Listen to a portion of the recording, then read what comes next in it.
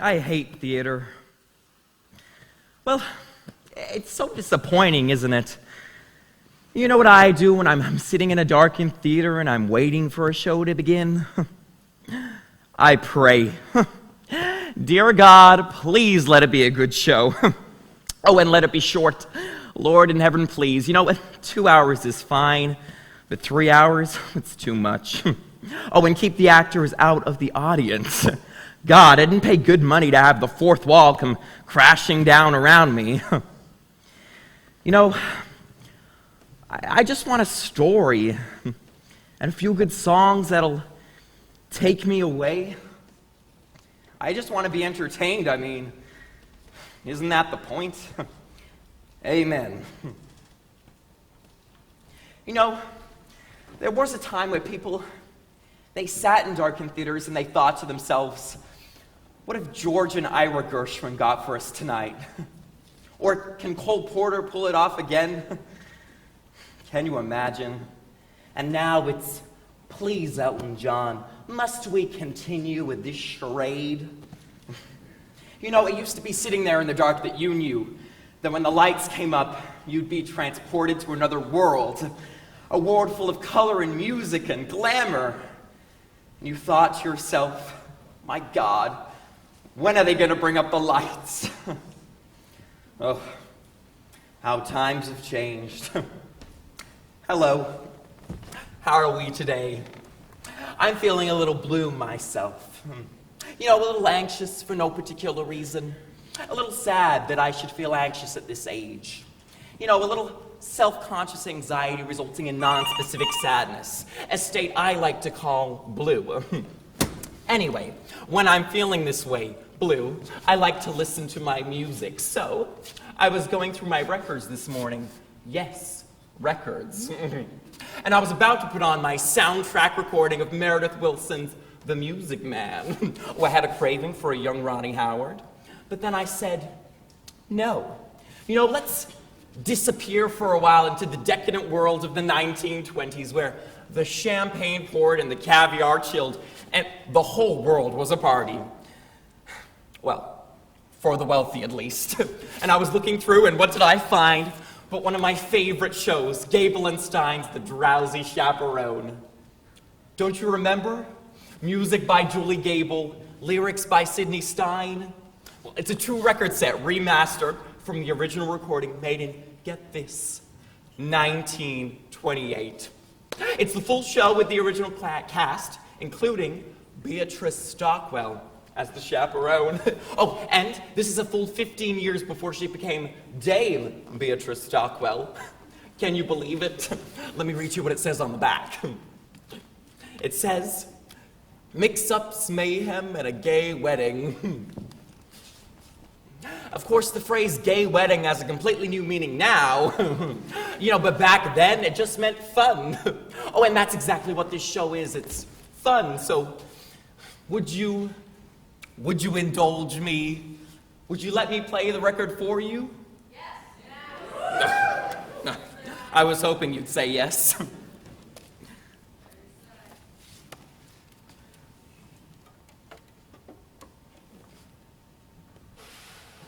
You hear that static?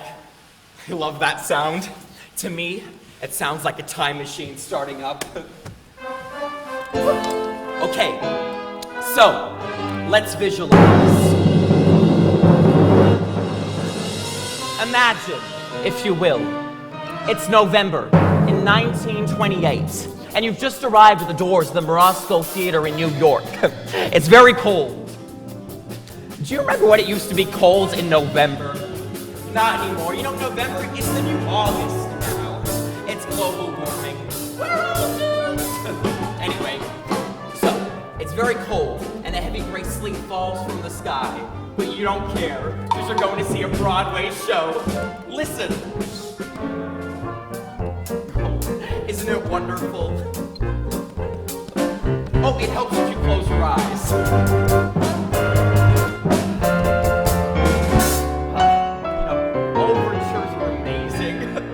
Overtures are out of style now. You know, I miss them. It's the show's way of welcoming you.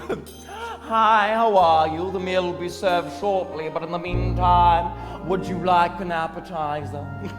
You know, that's what an overture is. It's a musical appetizer, a poo-poo platter of tunes, if you will.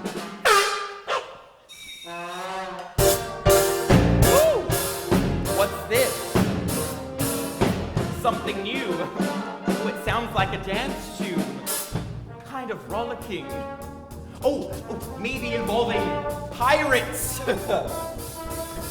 No, don't worry. There are no pirates.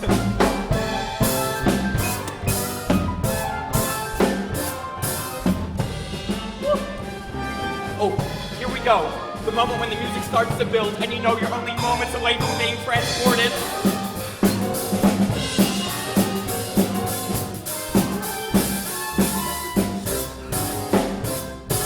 Here we go. The curtain's opening. Oh, I can't wait.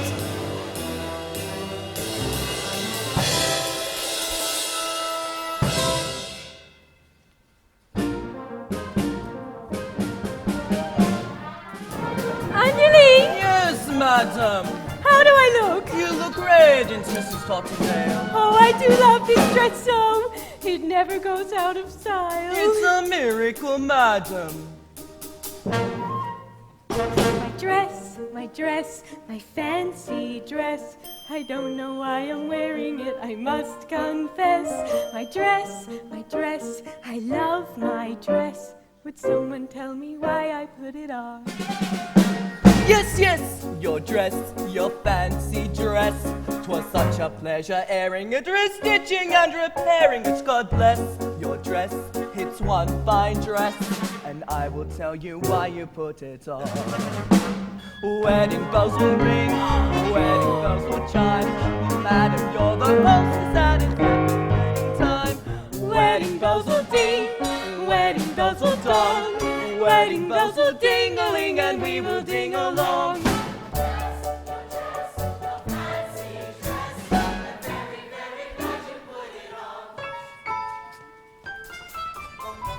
Wedding guests have come. Wedding guests are here. Wedding guests are at the door and soon they will appear.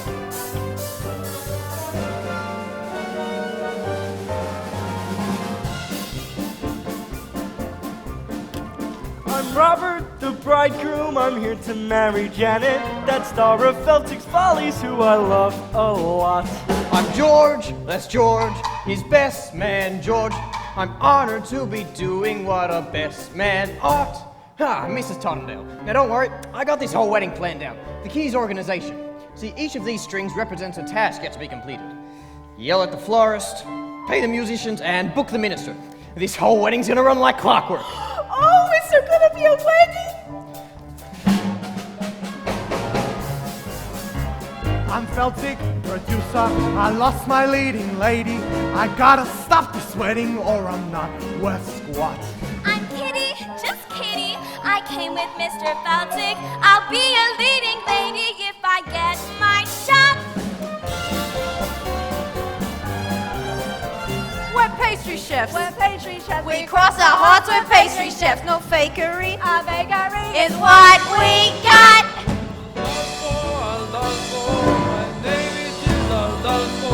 I am the king of romance, so I kiss a lot. You are the king of romance, so you kiss a lot. Wedding bells will ring, wedding bells will chime. Wedding bells will celebrate a happy wedding time. Someone hasn't come, someone isn't here. Where is Janet Feldzieg and when will she appear?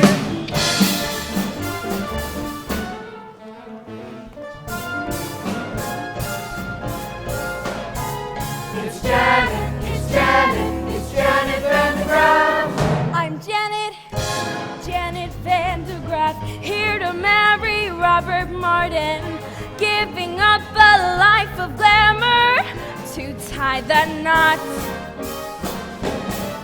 Am I late? I'm the chaperone of Janet Van de Graaf, maid of honor, friend and confidant, and all that rot. Where's the bar?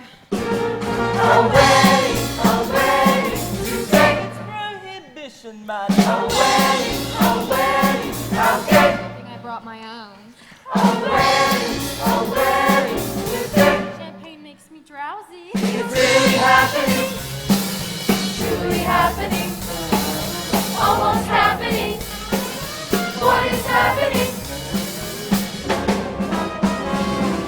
I'm Trix, the Aviatrix, queen of the sky. I'll circle through the stratus in my modern apparatus. I'm Trix, the Aviatrix. I've gotta fly. I'll see you when they tie the knot. A wedding today. Ding-a-ling, Ding-a-ling. a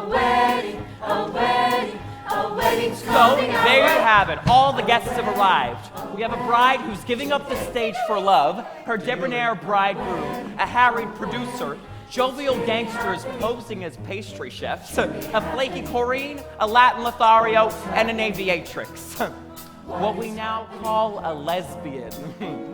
Oh, and of course, my favorite character, the Drowsy Chaperone. What more do you need for an evening's entertainment?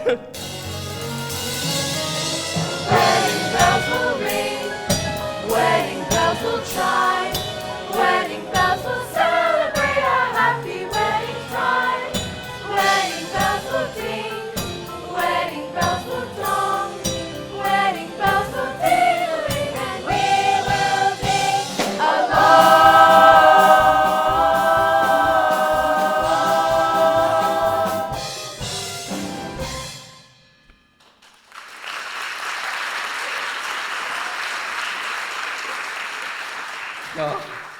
Wasn't that wonderful?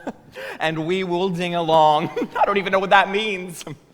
Anyway, I'll guide you through the record as best I can, and don't worry, it won't be hard to follow.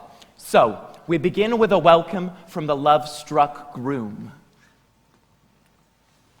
Well, I'd just like to thank you all for coming. I tell you, I must be some lucky guy. Who would have thought that I, Robert Martin, would be marrying a glamorous showgirl, and that glamorous showgirl would be willing to give up a successful career for me, Robert Martin. Aww. Now, if it weren't for prohibition, I'd say let's raise a glass Here, here. to Miss Janet Van de Graaf, the most beautiful girl in the world. Absolutely not.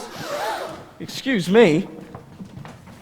The groom mustn't see the bride on the day of the wedding. It's bad luck.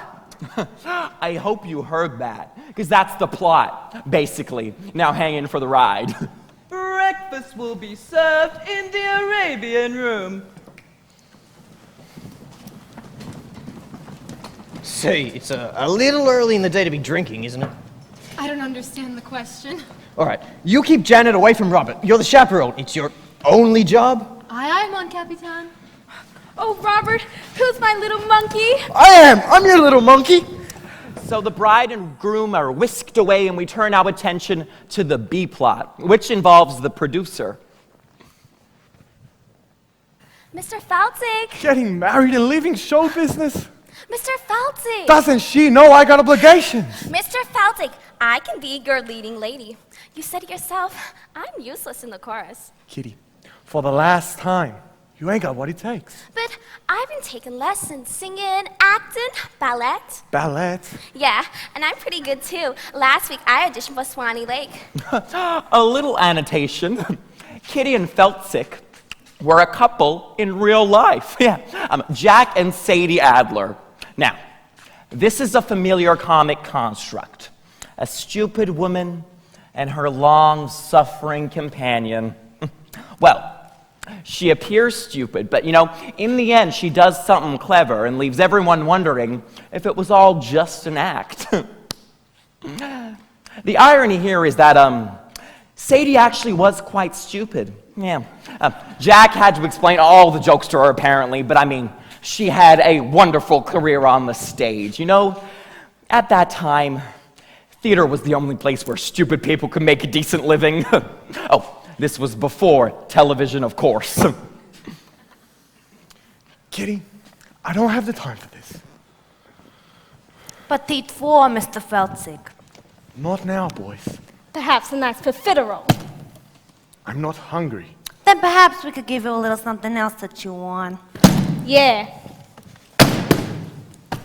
Something that ain't food. What? Your confusion is to be expected. Although we stand here before you in the guise of innocent pastry chefs, we are also And primarily employees of a certain individual An individual? a certain individual. who happens to be the largest single investor in Feldzieg's follies. And he sent us here As pastry chefs. to express his concerns about Miss Van der Graaf's impending nuptials. Specifically. That she gets married and leaves the show. Then there ain't no show. Say, don't I know you? No, you don't. Have you ever spent any time in Toledo? Have you ever spent any time in a coma? No, but I have a cousin in Seattle. Kitty! Boys, you can tell your boss this wedding is never going to happen. You can have my word on that. Oh, we'll take your word, all right. But to go back on that word would be a recipe for disaster. Now, I hope that we have made ourselves perfectly clear. One can only hope. You got to be kidding me. A trifle much. Don't taunt with me. All right. You can drop the pastry chef routine. Alas, we ganache. We're on the lamb.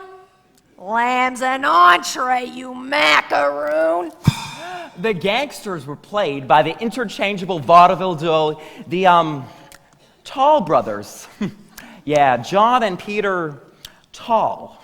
I mean, they were born Abram and Mandel Moslaskowitz, but were renamed at Ellis Island by a sarcastic immigration official.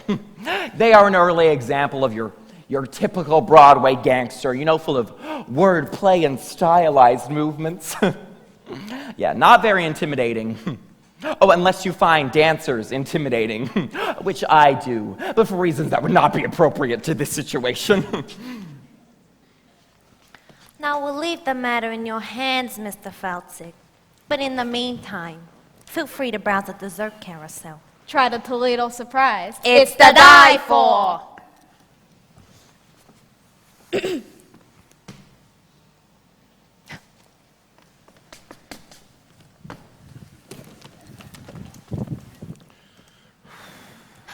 Holy cats, Mr. Feldzieg, they're gangsters. Very perceptive, Kitty. Now go powder your face. I've got to stop this wedding. But how? Oh, Lord in heaven, how? How? I always thought that moment was a little overplayed. Anyway, with the story well on its way, let's go to the groom's room.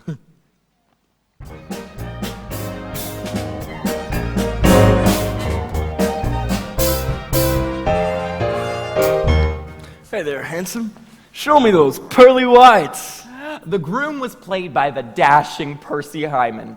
Now, he started off as the Albright toothpaste man. His fabulous smile adorned every tube. Now, Albright, it was very popular in the early 20s because it contained cocaine. It's true, if you look at the label, it was the 5th ingredient down, right after sugar. Anyway, it wasn't long before he became a huge matinee idol. Now, it's perfectly normal for a groom to be nervous on his wedding day. It is, of course! Now, some people say Percy Hyman was a bad actor. And to those people I say, shut up! Hey there, Mr. Mirror Man, shaking and quaking, trembling like them fraidy cats do. Something big be bothering you. Cold feet, brother, you've got cold feet.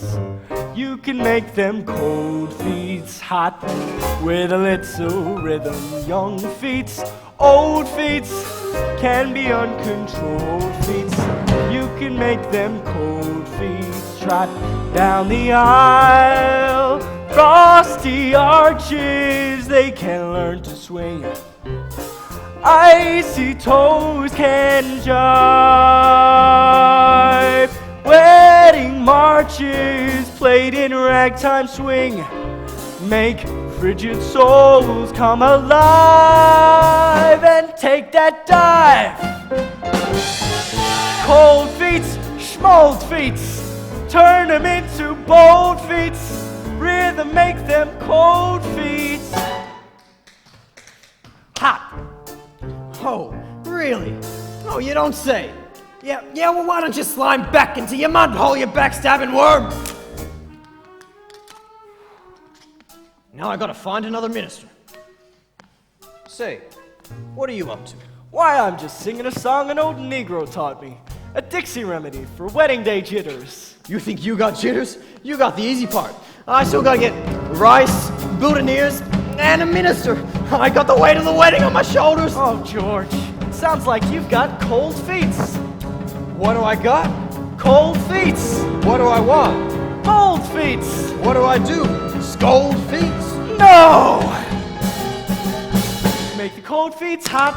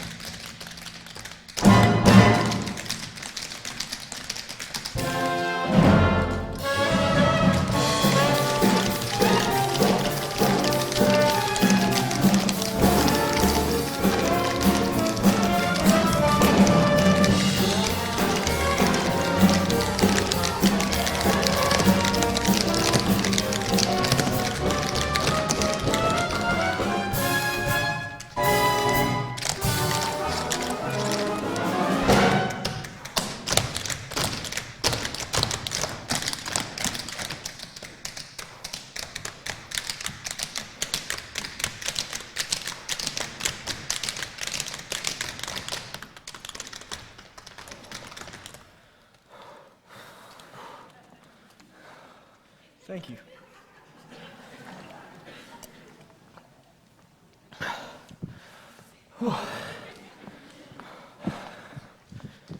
Ready. Cold feet, turn them into bold feet. Rhythm make them cold feet hot.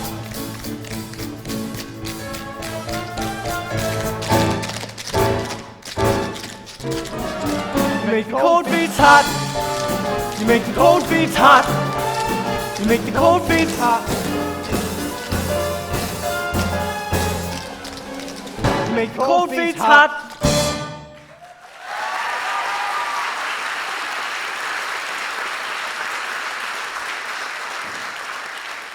Percy Hyman was a wonderful performer. I like to think of him panting and sweating after a long dance routine. He's still alive, you know. I saw him on the news recently celebrating his 100th birthday. Yeah, to say that the passing years have taken a toll on him would be a grotesque understatement. I mean, they wheeled him out, and he had that wide-eyed expression of pained confusion, you know, that God reserves for the very, very old on their birthdays. You know, the one that says, here are you, and here am I, and why is this cake on fire? You know what I'm talking about. Anyway.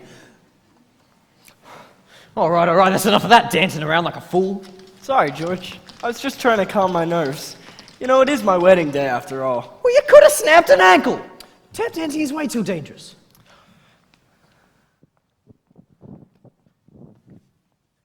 Here, go out for a skate instead.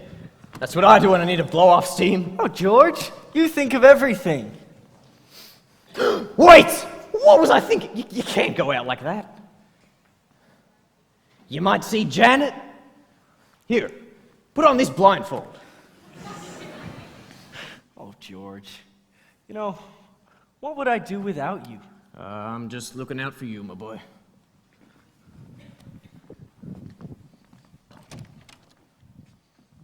And no more tap dancing.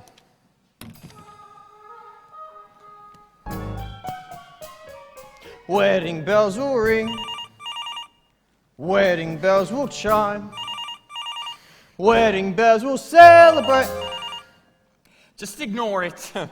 It does this occasionally. It rings. It will be over soon. Just ignore it. Oh, what? What do you want? Hello, you've reached my answering machine. Leave a short message after the tone, and I'll call you back at my convenience. Oh, well, that's great. You know, the moment's ruined. Thank you. Thank you, life. Oh, that's like a cell phone going off in the theater. God, I hate that, you know. Oh, hi, how are you? What are you doing? Oh, you know, I'm just out at the theater, you know, ruining the moment. How about you? Oh, you know, I couldn't make it out today, so I just thought I'd go and ruin the moment by proxy. Sorry. Let's shake that off. Let's go back in our minds to 1928. They didn't have cell phones in 1928. You know, I'm sure they had other things for ruining the moment. Bugles or something. Happy wedding time.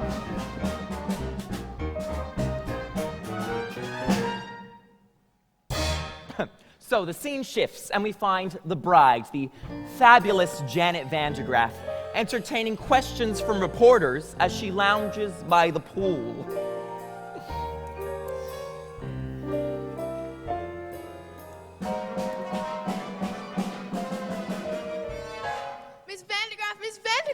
Miss Van de Graaf, is it true you're giving up a successful career to marry a man you hardly know? Oh, yes. Robert and I met on the Lido deck of the Isle de France, where he amused me about his father's oil interests. We spooned briefly, and then he proposed. Does that mean you're not returning to the stage ever? I shan't. You shan't? I shan't. Can I quote you on that? Of course. One more question? Oh. Yes? Why in the world would anyone put olives in a Gibson? Yeah, I got a question. How can you give up the footlight knowing damn well you got grease paint in your veins? Victor, please. Janet, I'm begging you. Dump the mug, stay with the Farleys. I'll give you anything you want. Oh, fine. I'll even put your name above mine on the marquee. Oh, Victor, if you think this is about vanity, you could not be more wrong. I don't want to show off no more.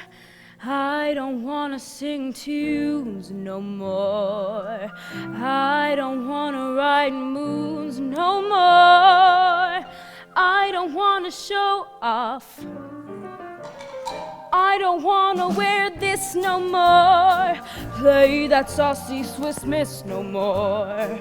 Blow my signature no more. I don't want to show off. Janet, please.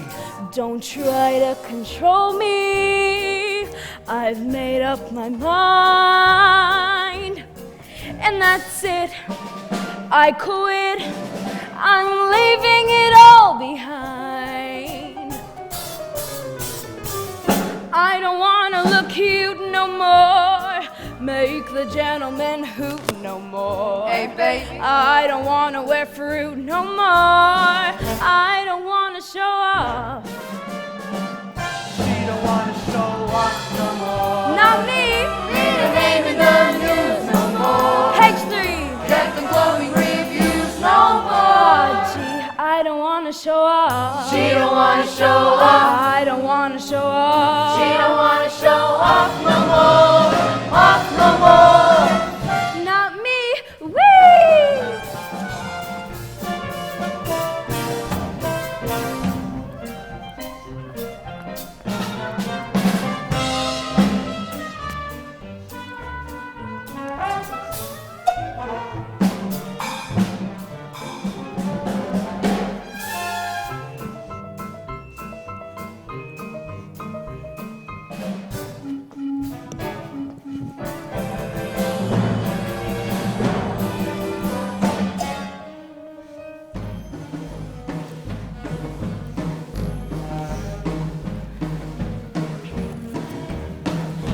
I don't wanna show off.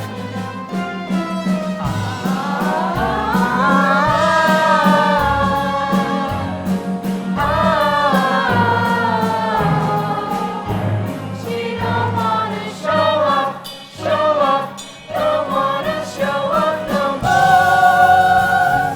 Don't wanna show off no more.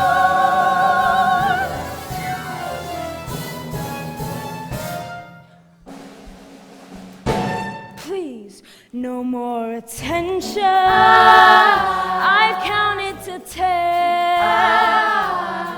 And I'm through. Farewell. Adieu. Been swell. You'll never see this. Farewell. Been swell. You'll never see this. Never see this. Never see that. Never see these again.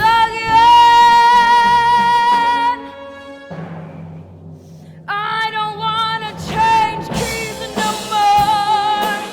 I don't wanna strip tease no more. I don't wanna say cheese no more. I don't care if you scoff. I don't wanna be cheered no more. Praise no more. Grab no more. Touch no more. Love no more. I don't wanna show off. She don't wanna show off. I don't wanna show off. She don't wanna show off. I don't wanna show off. She don't wanna show off. I don't wanna show off.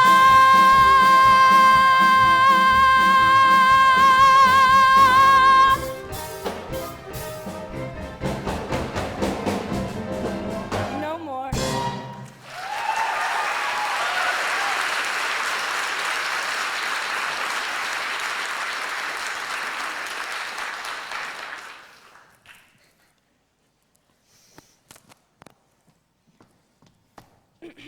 Oh, did I miss something?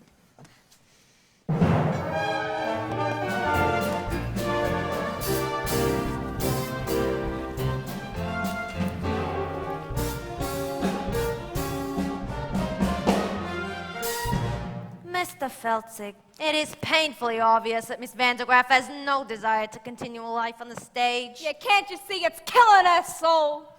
Don't worry, boys. This isn't over yet. Yeah, I'm surprised she didn't do an encore. I don't want to encore no more. Keep them shouting for more, no more. Make the audience roar, no more. I don't want to show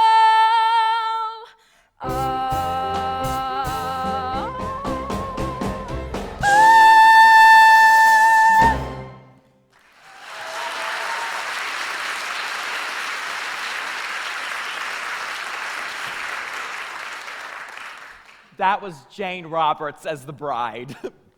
She was the Oops girl, remember? Well, surely you remember the Oops girl. Don't you people read? Okay, she was billed as the girl whose sexual energy was so great that it caused the men around her to have accidents. You know, spill their drinks or drive cars into trees. And she would go, oops. Well, I'm not really doing it justice, but I mean, people ate it up. She made a whole series of films, you know, Oops, the Oops Girl Come Home, and Oops Girl at Sea, which won an Oscar for special effects. Okay. Now, begging and groveling didn't work. On to plan B. And for that, I'm gonna need an accomplice. Someone gullible with loose morals. I'm gonna need a... what do you call him? A European! La la la la! In walks Aldolpho, self-proclaimed ladies' man. Now, Aldolpho was played by former silent film star and world-class alcoholic, Roman Bartelli. He was the one who later drank himself to death at his chateau in Nice. Yeah, it was 5 days before they found his body, and by that time, it had been consumed by his poodles. Well, he was only partially consumed. Excuse me. I don't believe we've met. I am Aldolpho. You are Aldolpho? Yes, I am Aldolpho. Not the Aldolpho? Yes, I am Aldolpho. Funny. You don't look like a scoundrel. Yes, I am. What? Well, just before, I overheard the groom saying that Aldolpho was a scoundrel. I just heard him say that. Aldolpho, a scoundrel? Those very words. Aldolpho, a scoundrel? It's like I'm hearing it again. Why, he's saying this to peoples, to beautiful ladies with breasts for making love. Why, I must take this groom into my hands and I must kill him! Yes! No. Don't kill him. Just hurt him bad enough so he can't get married. Show me to this groom. Now wait. What? What kind of man is he? Well... Is he a big man? A burly fellow? Well, he's big on the outside. No, Aldolpho does not fight big men. Aldolpho only fights small, pale, wheezy little dwarf men. He can punt far away. So, you're a lover, not a fighter. Yes, Aldolpho is a lover of beautiful ladies. Some say they are king of romance. Well, you know what they say. The best way to get back at a man is through his... door! No. The best way to get back at a man through his... window! No. Revenge. Back at a man through his... There is no other way. Aldolpho is not Santa Claus coming down a chimney. Through his woman. His woman. Precisely. His woman. You must seduce his bride. Aldolpho will make love to his bride. That will show people Aldolpho is no scoundrel. Now show me to this bride. Now wait. What? What kind of woman is she? What? Is she a big woman? No. A burly woman? Or? She's the cat's pajamas. The cat's pajamas? An attractive woman. A looker. The cat's pajamas. Aldolpho will make her. Stop it. Like a cat in pajamas. Oh! Yeah. Roman Bartelli chewing the scenery. You certainly couldn't get away with a performance like that nowadays. You know, contemporary audiences are much too sophisticated to enjoy such a broad racial stereotype on the stage. So we banished them to Disney. Let the children sort it out.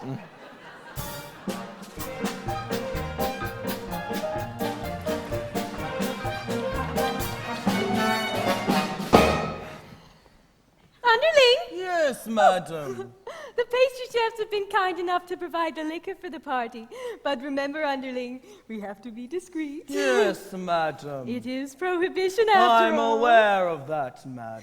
We'll have to use code words. For instance, if someone asks for a glass of iced water, it means they want a glass of vodka. Have you got that? Yes, madam. Are you sure? Maybe you should write it down. I understand, madam. A glass of iced water is a glass of vodka. What's a glass of iced water? Vodka. Iced water? Vodka. Iced vodka. Very well. One less thing to worry about. Underling, might I please have a glass of iced water? I found our meeting with the pastry chefs rather trying, and I could use a refreshing glass of iced water. Your ice water, madam.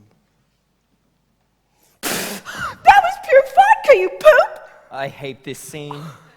Well, now I do need a glass of iced water. A glass of ice water, madam? Yes. Iced water, are you going deaf? Would that I were.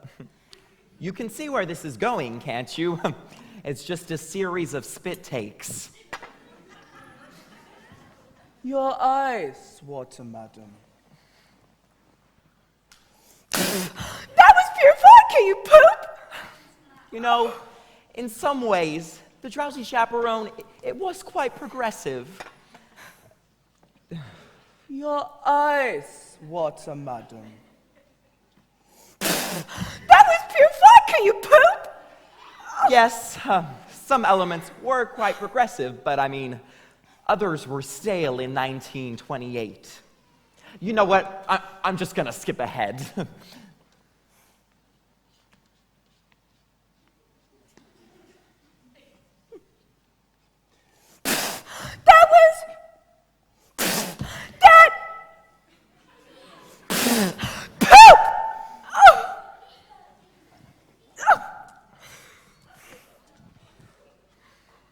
Where do you think you're going? To find some lime juice, madam. Lime juice? For heaven's sakes, why? I'm going to wring out my eyebrows and to make myself a gimlet.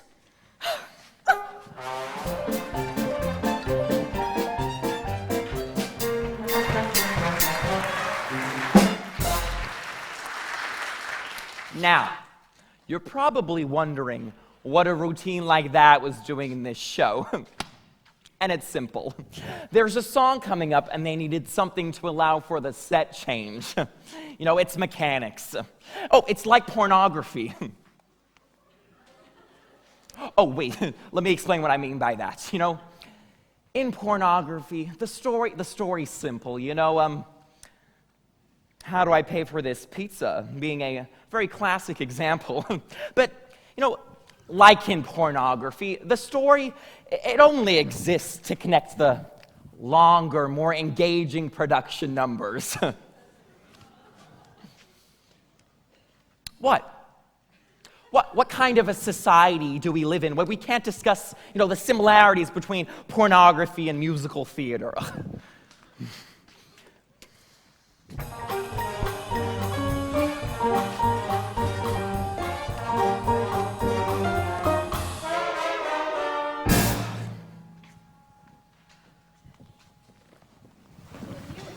I'm going to be Mrs. Robert Martin.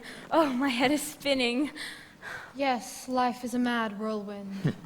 Now, this scene is interesting. This is the only scene in the whole show where Beatrice Stockwell and Jane Roberts are alone together on stage. Jane Roberts was an emerging star, but Beatrice Stockwell was already well established and a force to contend with. I'm so full of apprehension, but I suppose that's normal considering the circumstances. Have you ever been married, Chaperone? No, I drink for pleasure, not out of necessity. Your eyes, water madam. I'm afraid we're fresh out of olives. Have you ever been married, Underling? Heavens no, madam. If I'm going to serve a woman, I prefer to be paid for my efforts. Oh, you two. I know it seems crazy to give up a successful career to marry a man I hardly know, but for some reason, somehow, when I look into his eyes, his big monkey eyes, gee, I get all woozy, and, well, that's love, isn't it? Not necessarily. The wooziness could be caused by any number of things. For instance, I'm woozy right now, and I'm certainly not in love. Now, Beatrice Stockwell was famous for her rousing anthems. She entertained and inspired the troops in every major world conflict, up to and including the Falklands War. Of course, by that time, she was in her late 80s, so her anthems didn't as much rouse as they did stupefy. But, I mean, she demanded a rousing anthem be put in every show she ever did, even if it wasn't appropriate. But, you know, you couldn't say no to her. Now that's star power. Really, Chaperone? You're not being the least bit helpful. Couldn't you just allay my fears with a few choice words of inspiration? Inspiration, really, dear. That's not my forte. Yeah, but I guess if you just... As we stumble along on life's funny journey, as we stumble along into the blue. We look here and we look there, seeking answers anywhere, never sure of where to turn or what to do. Still we bumble our way through life's crazy labyrinth, barely knowing left from right nor right from wrong.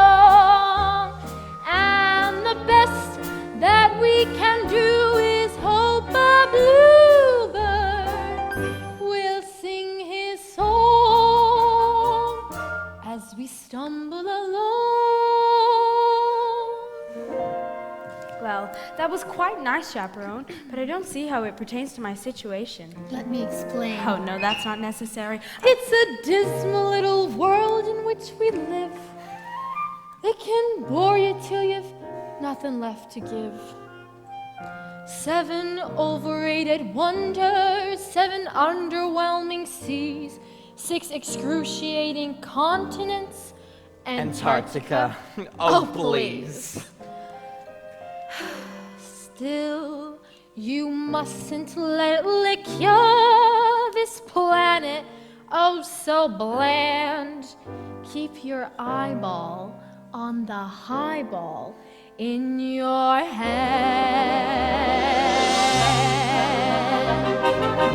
As we stumble along, cross life's crowded dance floor, as we push and we shove, we live and we learn. And when we finally leave the bar and we see that morning star, we pull our bootstraps up, then homeward turn. Then we stumble away to dawn's light, sunbeam, barely knowing right from right, left from wrong.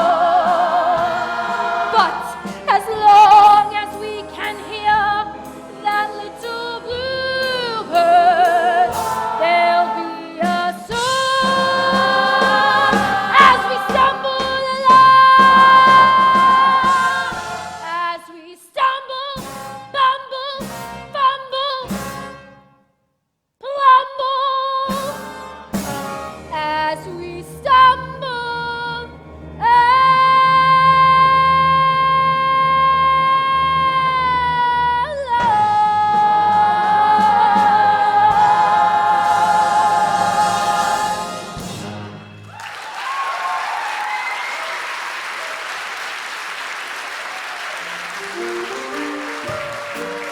Don't you just love that number?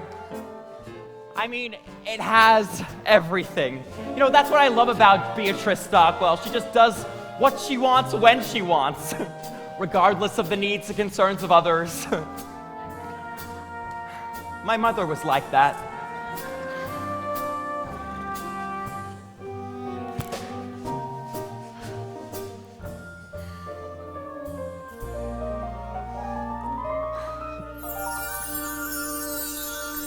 Well, that was quite inspiring, Chaperone, but I'm still conflicted. Please just tell me, is Robert the man for me? My dear, that is something you'll have to decide for yourself. But I just don't know if he loves me. Why don't you ask him? Why don't you say, Roger, do you love me? His name is Robert, and I'm not allowed to see him. In fact, it's your job to keep me away from him. Yes, and I take that responsibility very seriously. However, I'm just now feeling terribly drowsy. Oh, I'm afraid I have to have a lie-dee down. Now, whatever you do, don't go wandering throughout the garden seeking out your fiancé to ask him the question upon which your true happiness depends. Oh, why, thank you, Chaperone. I just have to know if he loves me. Such a skinny little fool. Still, I envy her. When will love come crashing through my door? La la la la! Look who it is. It's Aldolpho, come to seduce the bride. I am Aldolpho. Try not to think of the poodles while you're listening to this part. I am Aldolpho, and you are the bride. No, I am not. What? This is the bridal suite, and you are the only one here. Therefore, you must be the bride. Interesting argument, but I'm afraid you are a moron. What? Me? No. Bride. Perhaps I could take a message. Ah, yes, very good. Dear Van de Graaf bride, I must make love to you and transport you to the place of ecstasy.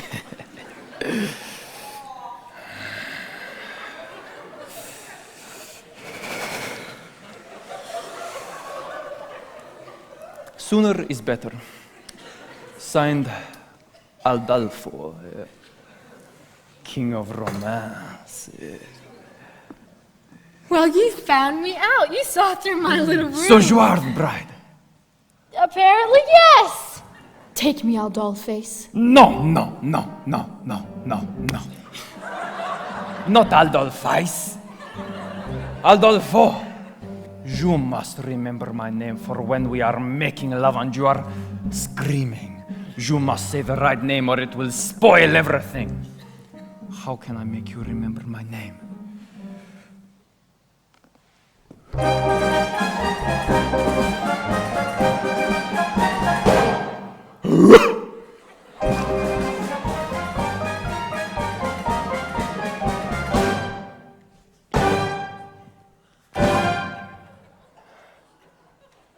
I'm sure that you have heard the name Aldolpho, a ladies' man who wins a claim Aldolpho.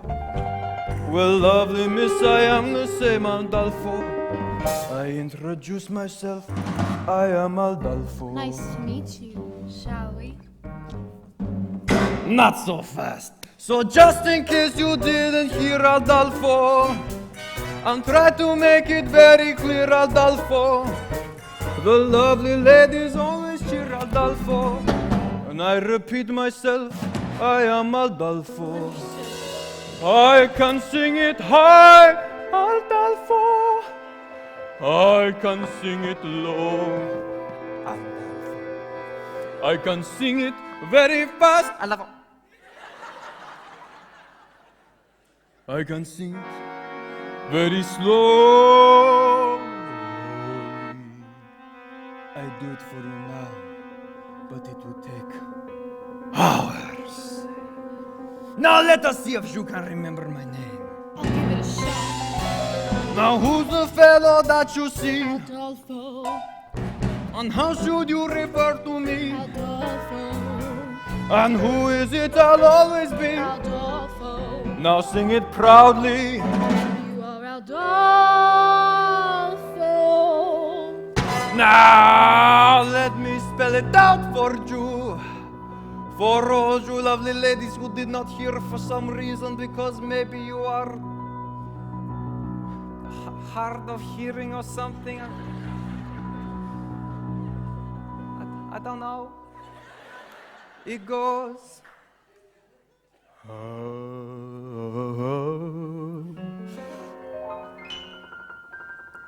Do ho ho ho.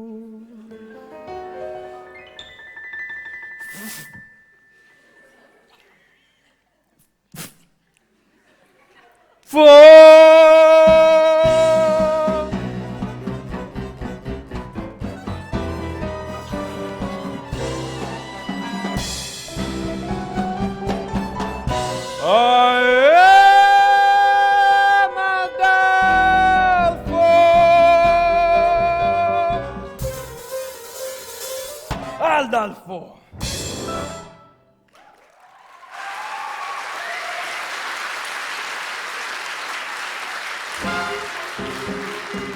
You know, that was my mother's favorite number in the whole show. I think it was a secret fantasy of hers to be swept off her feet by a Latin lover. Well, a real Latin lover. not a buffoon. But you know, that's what musicals are all about, isn't it? I mean, romantic fantasy, spontaneous tangoing, falling in love at the drop of a hat, suddenly finding yourself in an insanely romantic setting. I'm an accident waiting to happen. Da da da ba da da da da dwee. Da da da da. Robert, look out! Oh, sorry there, madam. I'm getting married today, so I have to wear this blindfold. A blindfold? Why, yes. With whom am I speaking to? Oh, why, it's me. I mean, Mimi. Mimi from France? This scene is ridiculous. So you are marrying Jeannette van der Graaf, non? Oui. I hear she is very beautiful. Oui. And glamorous. Oui. Is it true that she has an exceptionally broad range and excels at playing both comedic and dramatic roles? Say, I'm having trouble placing your accent. What part of France did you say you were from? Oh, the middle part, where they make the toast. Anyways, you were telling me about your, how do we say it in English, fiancé? That's right. Now, when was the moment that you knew she was the one for you? Well, it's a funny story, actually. Well, we were standing on the Lido deck of the Ile-de-France. Yes? I was amusing her with tales of my father's oil interests. And then what happened? Well, then I looked into her eyes, her big, glamorous eyes, and I felt all woozy. Oh, and then you fell. Oh, and then you fell? Yes, right on my keister. And I said, I guess I haven't gotten my sea legs yet. But we haven't left the dock. That's what she said. And then you said? And then I said,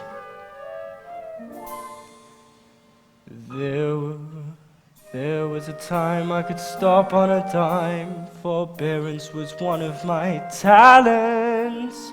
But since you've been around, I can't hold my ground. I'm consistently losing my balance. I'm an accident waiting to happen, a catastrophe destined to be. I'm the toy on the stairs, the three-legged chair, a hem that's been caught by a shoe. Oh, when my two lovesick arms started flapping, there was nothing my ankles could do. I'm an accident waiting to happen, so how be I happen to you? And then what happened? Well, then she joined in. When men say I'm sweet and they fall at my feet, my heart doesn't beat any faster. But when you lose control, well, it touches my soul. So I'm bracing myself for disaster.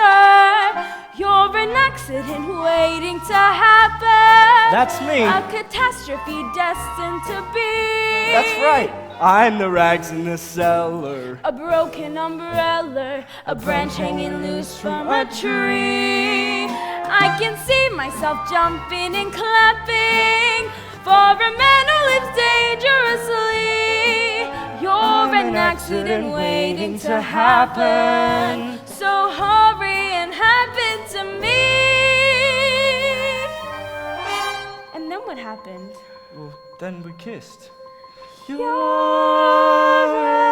an accident waiting to happen, so hurry and happen to me.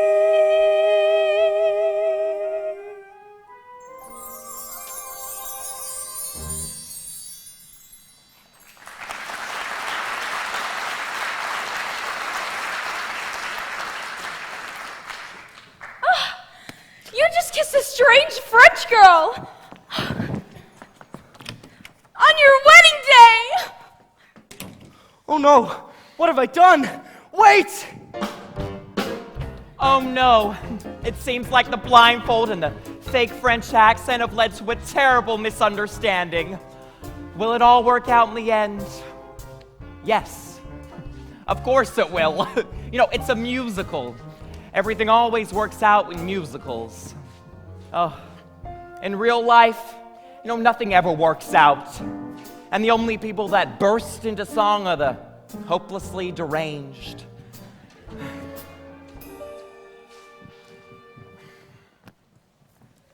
Mr. Feldzieg! Where is that philandering foreigner? Mr. Feldzieg! How long can he take to seduce one bride? Mr. Feldzieg, you don't need Janet no more.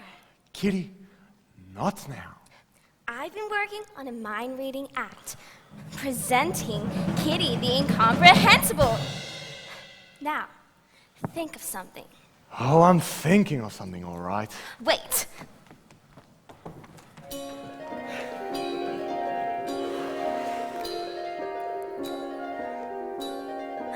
I'm getting it! Pick up some milk and a loaf of rye bread, and don't forget to shave your legs.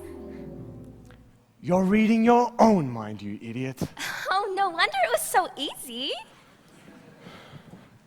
Mr. Feldzieg. It would seem that the wedding is proceeding according to schedule. Yes, I think it is time that you received your just desserts. What do you think, partner? Should we whip up a little something special for Mr. Feldzieg? How about the Toledo surprise? An inspired choice. Toledo surprise? I don't think I've ever heard of that. No, you haven't. And those who have heard of it are generally never heard from again. We'll share the recipe with you. First, you chop the nuts. Then you pound the dough. Then you bake it up nice and slow. And then you got a Toledo. Toledo surprise. Could you run that by me one more time? It's a very simple recipe, Mr. Feldzieg. First, you chop the nuts. Then you pound the dough. Then you bake it up nice and slow. And then you got a Toledo. Toledo surprise. Say, why don't we give him a little taste? Wait, hold it. What style? What grace?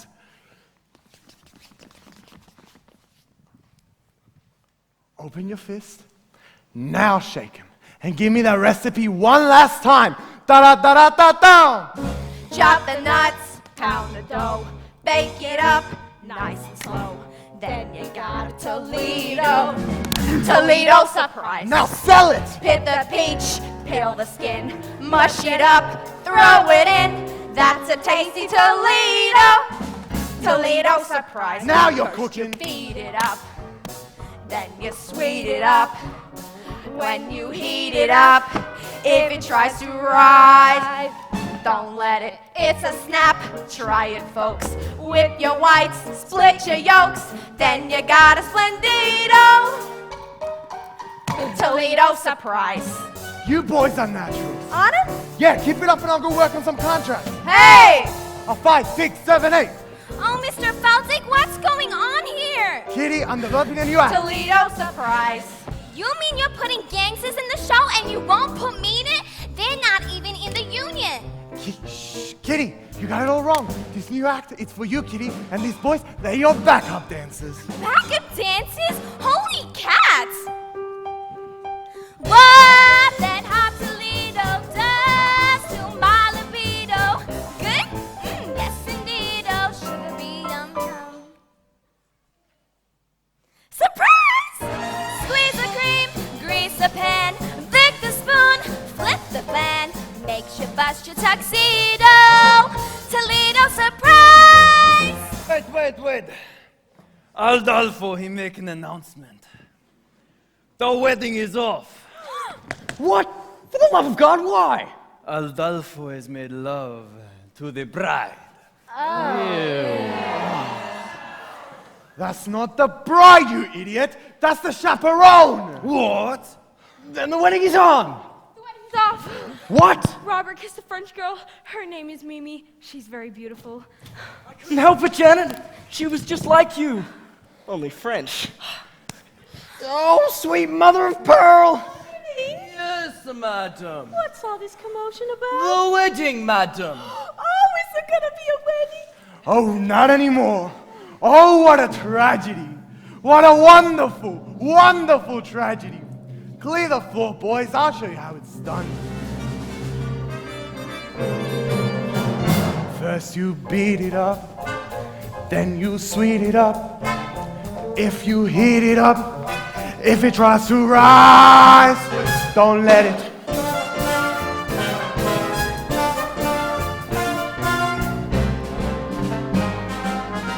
Toledo surprise. Surprise? Wait till it's ready. Surprise! Wait until it's ready. Surprise! Wait until it's ready. Now it's looking ready. Surprise! You got it. Makes me twitch, makes me shake. This dessert takes the cake. Hits me like a torpedo. Toledo surprise. Toledo surprise. Toledo surprise. Surprise! Surprise!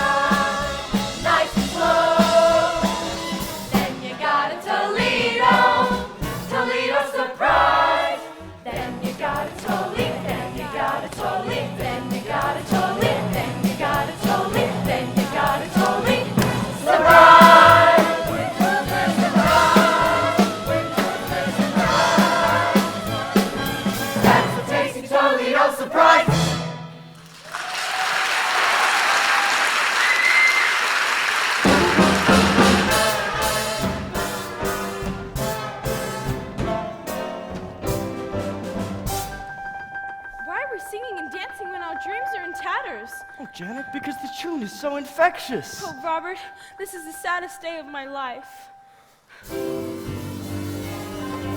Wedding bells will ring, wedding bells will chime, and we'll never celebrate our happy wedding time.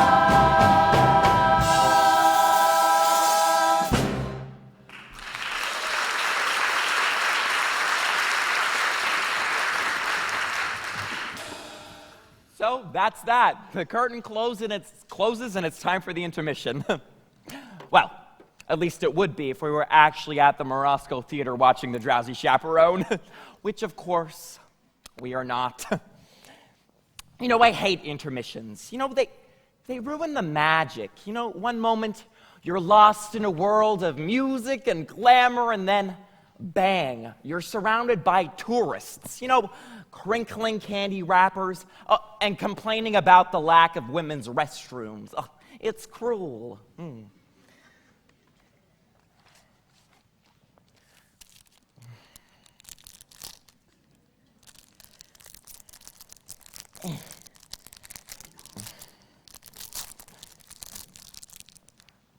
Oh, it's a power bar. You know, I have a bit of a blood sugar issue. I have to eat small meals all day long or I get, you know, jittery. Look, I know it's rude, but you wouldn't like the alternative, believe you me.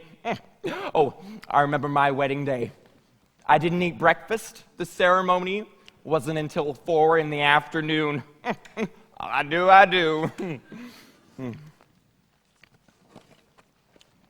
Are you surprised that I was married? Well, there you go. You know, you shouldn't go making assumptions about people. I'm a very complicated person. I am. I have to pee now. I'll be quick, don't worry, and while I'm gone, you can listen to the opening of Act 2.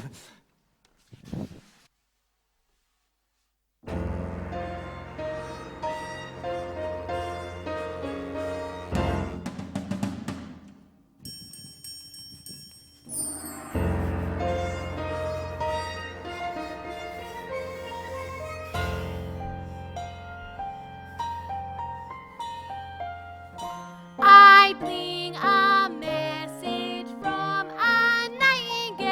nightingale, nightingale, nightingale song. I bring a message from a nightingale. Nightingale, whoa!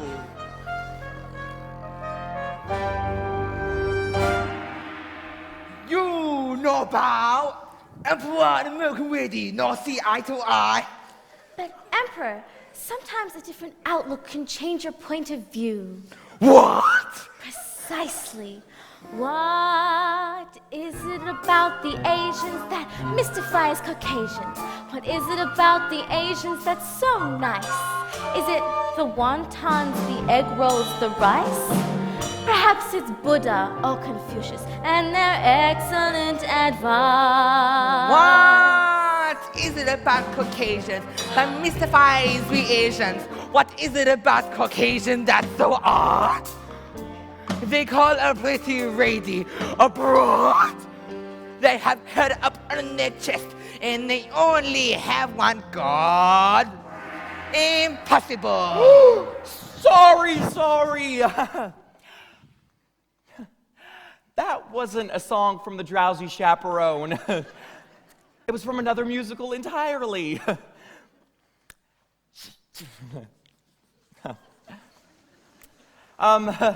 I have a woman who comes in once a month. Oh, can you say that? I have a woman. Anyway, she comes in and she cleans the things that I absolutely refuse to clean. I mean, she's very good, but she has this annoying habit of putting my records away. And in the wrong sleeves, even though I say, no touch records, Carmela. No touch records. I mean, I suppose if I spoke to her in full sentences, she'd stop touching my records, but anyway, that song you just heard opens Act 2 of another Gablenstein show called The Enchanted Nightingale, a degrading piece of chinorossery about an emperor who is told by a magic bird to marry his American elocutionist instead of his betrothed, and he ends up building the Great Wall of China. Yeah, a slap in the face to 4,000 years of Chinese history, but, I mean, it had some wonderful tunes. Oh, that was Beatrice Stockwell as American Lady. Oh, and did you notice Roman Bartelli as the Emperor? Yes, he was a man of 1,000 accents, all of them insulting. Now, Act 2 of The Drowsy Chaperone begins with this.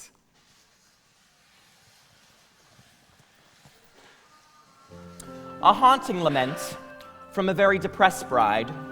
She sings it on her balcony, bathed in the pale blue light of a sympathetic moon, which is ridiculous because it's the middle of the day.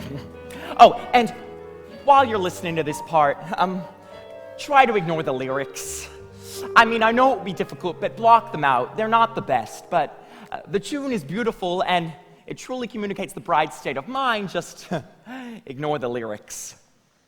I put a monkey on a pedestal and tried to make that monkey stay.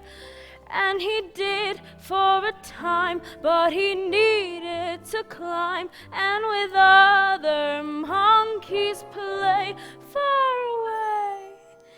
He put his jacket on a pedestal beside his tiny rusty cup, and I haven't got the strength to pick it up.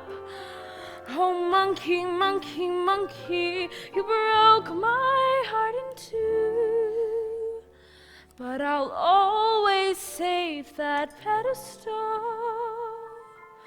for you. I'm gonna go make myself some brandy. Come, my little monkey, come, my little monkey. The melody it's so simple. It floats in the air, and I must confess, I always get a little bit misty when I think of that tiny jacket lying on the pedestal. Its long sleeves dangling on the floor. Oh, monkey, monkey, monkey, you broke my heart in two, but I'll always save that pedestal. Pedestal. For you. Come, my little monkey. Come, my little monkey.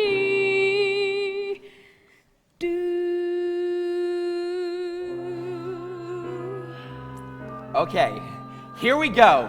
Wait a minute. Who are you? I'm Janet Vandegraff. Do you need anyone? I don't need anyone. What about the love of one man? What do I care about the love of one man when I'm adored by millions? Do I need to be so gloomy? No. I could rule the world if so I chose. Sigmund Freud sends flowers to me every show. Gerdenstein, she handed me a rose. Now she really lets go. I'm Janet Vandegraff. Ain't no nail that I can't hammer. Why give up a life of glamour? Life of glamour, life of glamour. No! I love this part. She's having a complete mental breakdown.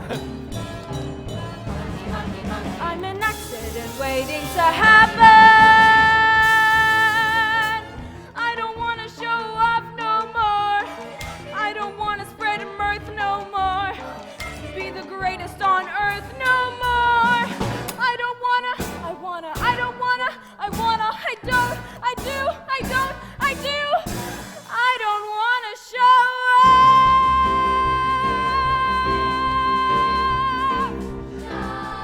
Well, I think sure, Janet, future is secure. Janet, millions will do just fine. But any future I could ever care to shape includes just one two-timing cat who drives me.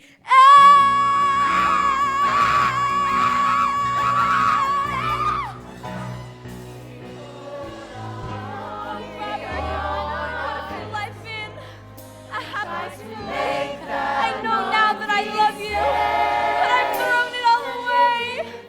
I love you, monkey, but is love enough? Is love ever enough? That's the story of a monkey gone astray. I ask, monkey, the stars above. Is it the monkey or my pedestal?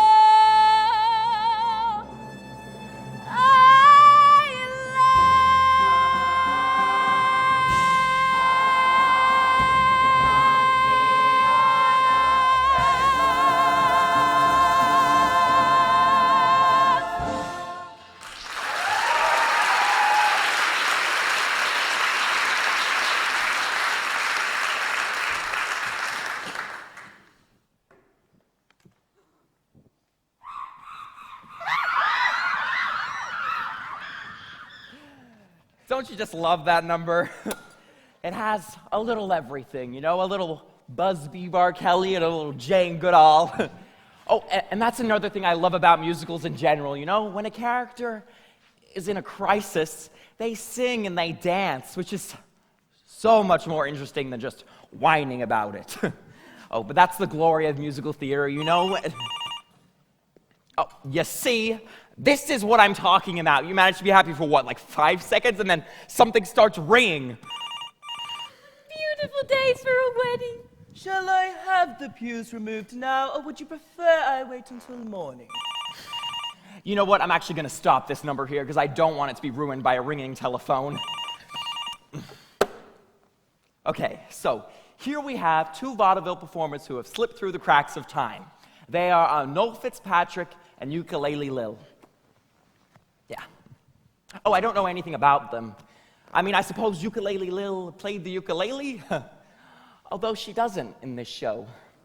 You know, I actually tried to find out more about her. I mean, I looked through all my books, and I even tried the internet. But all of my searches just ended in Tiny Tim's autopsy photographs. Anyway, they're both charming. Why would you have the pews removed? The bride has called off the wedding, madam. Oh, never listen to a bride on her wedding day. Love is a very complex emotion, Underling. Yes, madam. You can be very close to someone 1 minute, and the next, why, you just want to strangle them. I'm familiar with the urge to strangle, yes. Well, that's just the nature of love. Love makes lovers worry. Love makes lovers fret. But here's a fact on which we can depend. Just like long ago when Romeo loved Juliet, love is always lovely in the end. But Romeo and Juliet was a tragedy, madam. Oh, I never read reviews. Love can start a quarrel, love can cause a din, but love has always been a trusty friend. 'Twas a happy fate for Hank VIII and Anne Boleyn. Love is always lovely in the end. Might I remind you, madam, that Anne Boleyn lost her head? Yes, she was in love! Love was good to Eve and Adam. Here we go again. And Samson and Delilah, too. Good grief, may I pose a question, madam? Why, yes, of course. Why does nothing I say to you ever get through? Don't mind if I do.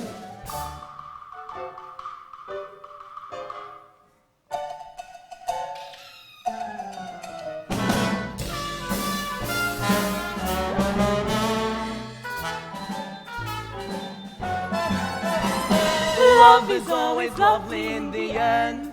Oh, I find that quite taxing, madam. Excuse me while I pour myself a glass of ice water. Love sneaks up behind you, love drops from above, but love would never consciously offend. Love has certainly been kind to me and my true love. Love is always lovely in the end. But your late husband was a brute. I don't mean him, you silly coot. Love is always lovely. Lovely, lovely, lovely. Love is always lovely in the end. Love is always lovely in the end.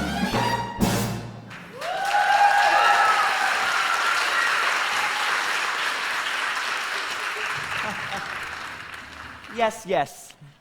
That number was charming. But can I be frank?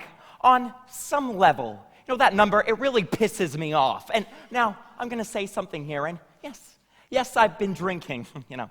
But I'm going to go out on a limb here and say that, no, you know, love is not always lovely in the end. You know, sometimes in the end, there's lawyers. Oh, yeah. Oh, and another thing.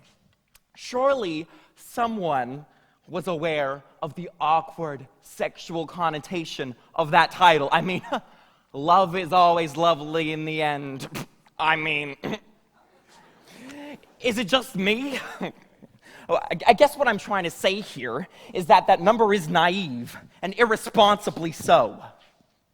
Sorry. You know, I just thought that needed to be said for the benefit of the young people. I won't interrupt anymore. Oh, there's a moment coming up that I've become obsessed with.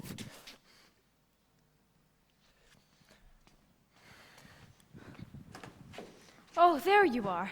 Chaperone, I'm in a terrible state. You certainly are. You can't go to the wedding like that.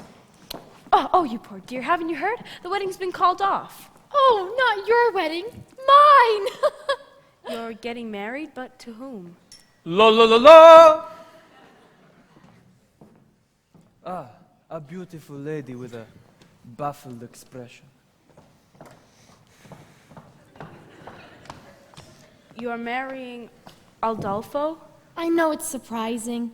When I look into his eyes, his big, clumsy eyes, I get all drowsy. And that's love, isn't it? Yes, dear, that is love. Oh, Janet, there you are. Now I'm going to put all my cards on the table. I got a weak heart. It can't take the pressure. If this goes on any longer, the old ticker is just gonna give out. Now please tell me, is it gonna be a wedding or not? Yes. Oh, thank the good Lord in heaven. Aldolpho and the chaperone are getting married. What? Oh, there you are. I have wonderful news. There's gonna be a wedding. Yeah, we know. You know? Yeah, we just heard. But who told you? I did. But how did you know? What difference does it make? Mrs. Tottendale and I are to be married in the garden at 7:30 this evening. What? What? Oh, yes. Congratulations to everyone. Say, what kind of a cockamamie wedding is this? Everybody getting married except the bride and the groom. There you are. Oh, Janet, I've been looking everywhere for you. Hello, Mr. Martin. Oh, Janet, please don't be that way. It's our wedding day. And George has gone to all this trouble. And I do love you, you know? More than I can say. But you kissed another woman. Yes. I just can't understand it. But when I was kissing that French girl, it was just like kissing you. Oh, Robert, you were kissing me. What? You mean you're Mimi? That French accent was remarkably accurate. Why, thank you. I developed it while playing the role of Monique in Hold That Baguette. There you are. Now, before you do anything, remember this. No matter how well you play the part of happy wife, you'll never, ever get a standing ovation. Oh, chaperone, please, just this once. Give me some advice that is appropriate and coherent to the situation. Should I marry Robert? Here it comes, the moment I was talking about. Not only the culmination of the plot, but the moment that has left me fascinated more than any other and has brought me back to this record again and again. Okay, here it comes. Well, my advice to you is, while you can. You see, you can't quite make out what she says because someone drops a cane. Here, I'll play it for you again. While you can. I mean, she's saying, live while you can or leave while you can. While you can. I mean, it's Beatrice Stockwell, so it might just be, a cynical quip, but I mean, it is a wedding after all, and that's exactly what you're thinking when you're standing there at the altar, isn't it? I mean, live or leave. And you have to live, because you do love her in some way. I mean, it's not an exact science. Someone doesn't just come out from the sky and point to the one you're supposed to be with. So, one day you say it to someone. You say, I love you.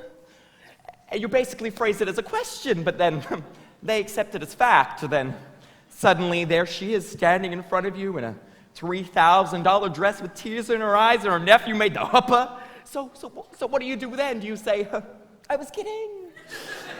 I was joking. No, you can't. You live. You choose to live.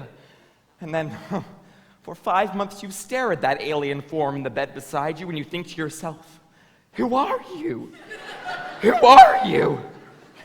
Until you finally say it out loud.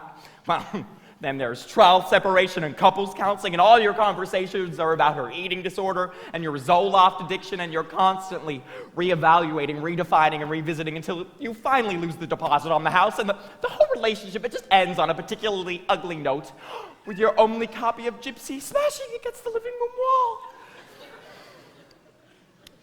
But in a larger sense, in a broader sense, it's better to have lived than have left, right? While you can.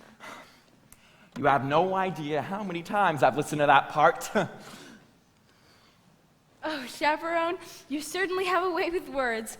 Robert, my answer is yes. I will marry you. Wonderful. That is wonderful. Mr. Feldzieg, looks like this wedding is a done deal. Now you're on truffle. And there's nothing you can do about it. Oh, but there is. I found a replacement. A new leading lady. Presenting Kitty the Incredible. All right, Kitty. Now show these boys how you can read my mind. And remember, Kitty, my mind.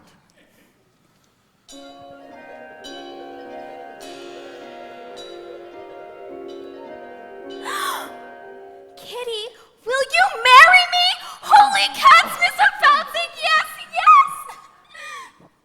amazing? All right, well, what are you waiting for? You ladies, go put on your frillies. We'll all get married in one big clump, just like they do in Utah. Well, George, you know, I don't know how you managed to pull that off. 4 weddings in one day? I guess you're everybody's best man now. I do not feel comfortable saying that. I am? Yes! No, I am! Hip hip hooray! He's George, the best man, George. I'm honored to be doing what a best man ought. He's basking in the glory of a 5-12-4. Wedding bells will ring, wedding bells will chime, wedding bells will celebrate a happy wedding time.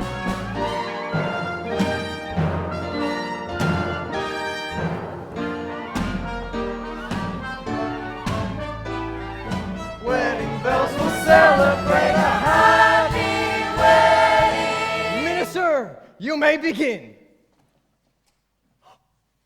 Oh no, I forgot the minister.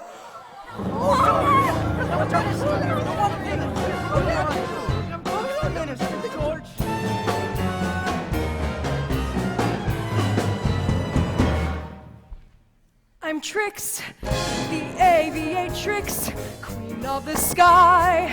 To Rio I was wending when my engine needed mending. I'll fix my navigatrix, and then I'll fly and let you lovers tie the knot. I'm so sorry to crash the party, folks, but we'll have this fixed in 2 shakes. Then it's off to Rio for carnival. Wait, the captain of a ship can perform a marriage. Yes! And a pilot is comparable to a captain. Yes! And a ship is a kind of a plane. You know, a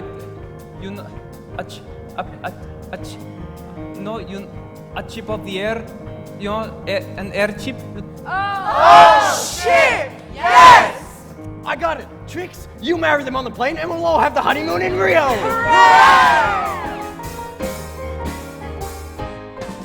A bride and groom in a chapel may bring a tear to the eye, but what a thrill when lovers trill. I do in the sky when vows are set in a meadow. The bees and daffodils sigh, but hearts rush when sweethearts gush. I do in the sky. Do you?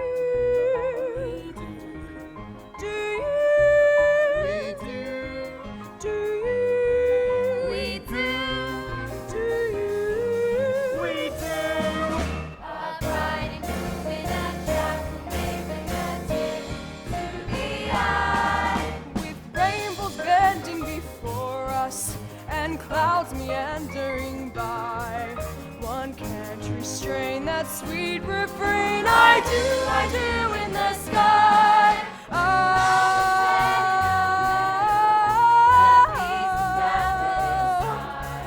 But heartbeats rush when sweethearts gush. I do in the sky. I do in the sky. Look, up ahead. Do you see it? Could it be? Yes, it's Rio! Come on, Trix, we've got some honeymooning to do. Then fly, then fly. It's such a thrill when lovers feel that fly. And clouds meandering by. One can restrain that sweet refrain. I do. Up in the...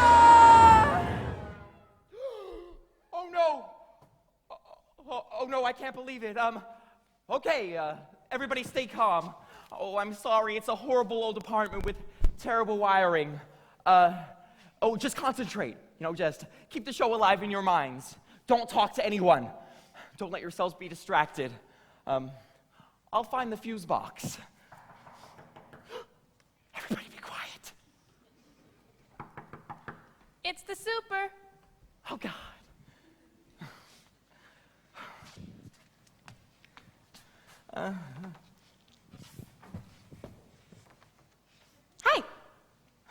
Hello.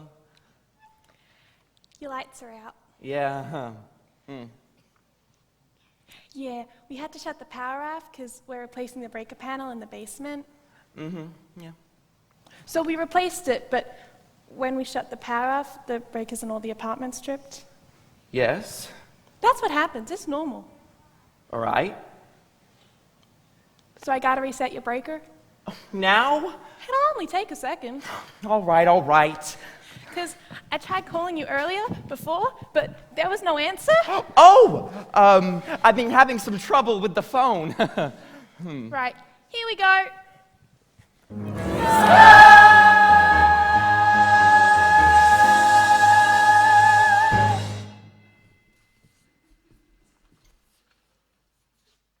What was that? Nothing, you know, it was just music. What kind of music was that? No, just music. Like a show. You know, a musical.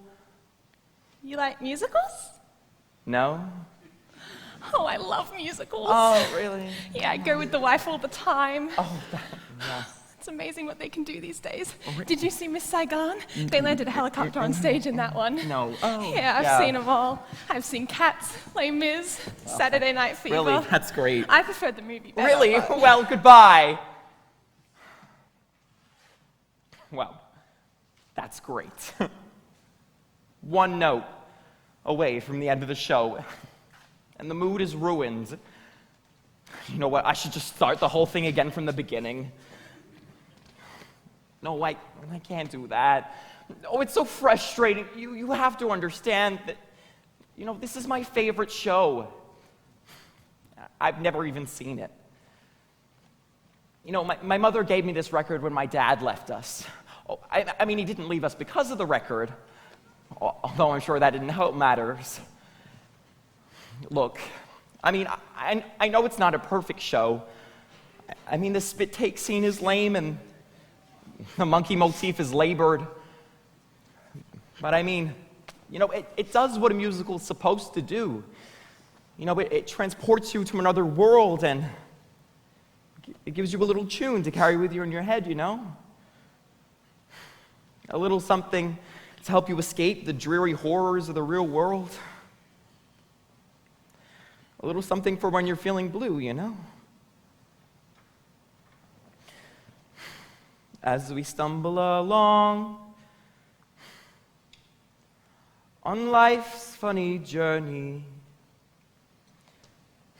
as we stumble along into the blue, we look here and we look there, seeking answers anywhere, never sure of where to turn or what to I'm do. an accident waiting to happen. Still we bumble our way I don't wanna sing tunes through life's crazy Wedding labyrinth. bells will ring, wedding bells will chime. Toledo Barely surprise. knowing left from right, nor right from wrong. And the best that we can do is hope a bluebird. We'll sing his song as we stumble along. Still we bumble